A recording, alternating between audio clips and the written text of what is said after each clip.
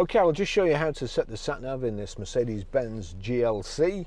So from any screen, onto Navi, click Navi. Now that's come up on view map or where to. If it's on the map already, you click the back button and then you've got where to.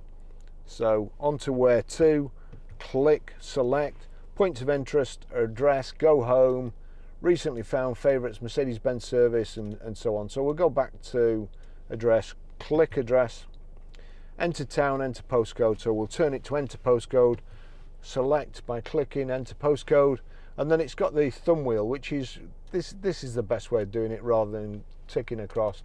So we're Grosvenor Garage, Chorley Road, Wantleydale, Preston P. Oops, gone too far. PR,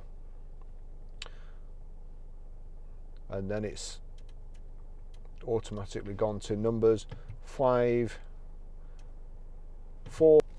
It defaults back to letters, but I will warn you, it seems to be painfully slow, this system. J, and it's easy. I'm so impatient.